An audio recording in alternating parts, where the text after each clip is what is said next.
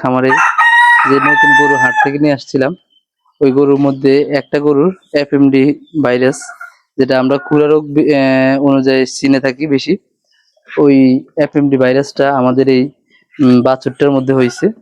তো এখন হাট থেকে গরু আনার পরে প্রথম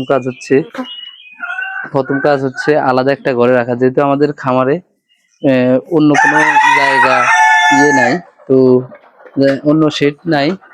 তো অনেক আগে খামারে আরো গরু ছিল, এর মধ্যে এগুলা আনে রাখছি, তাতে একটু ভয়ের বিষয় আছে।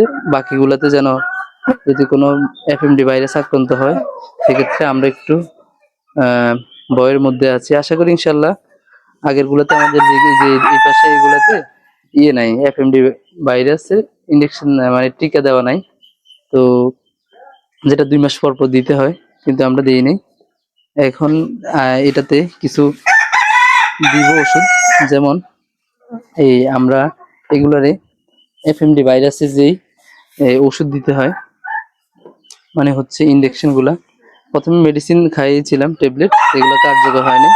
তো এই জন্য এখন প্রথমে এই ফেনাজল এইটা দিব, তারপরে এটা দিব, তারপর হচ্ছে এটা ব্যথার জন্য এই 3টে ওষুধ দিয়ে এটাকে ইনজেকশন দেওয়া হবে আশা করি।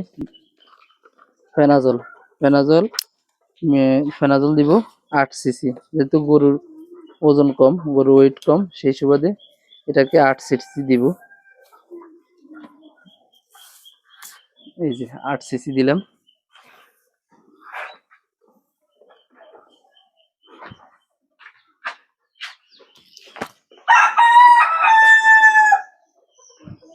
তারপর হচ্ছে পাইমক্সিন, তারপরে এই পাইমক্সিনটা দিচ্ছি।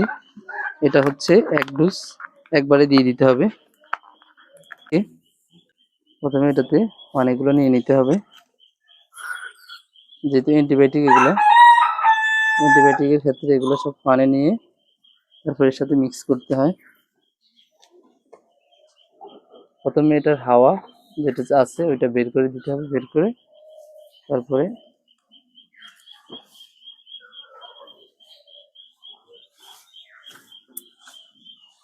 এটা ভালো করে ঝাঁকিয়ে নিতে হবে।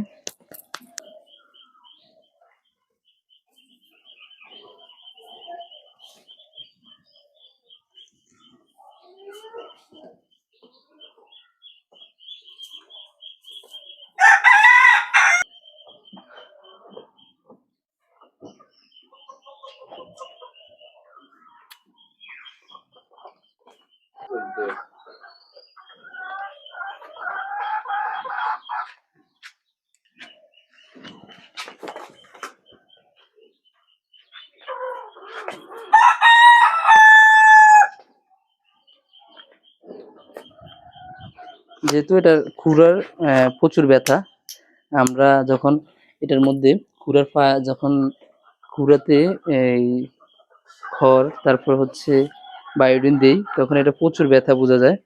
তার জন্য এটাকে আমরা একটু কমিয়ে দিচ্ছি। এই এটা হচ্ছে ব্যথার ওষুধ, যেটা আপনারা এই ভিডিওতে দেখতে পাচ্ছেন। এটা হচ্ছে ব্যথার ওষুধ পিপিআর।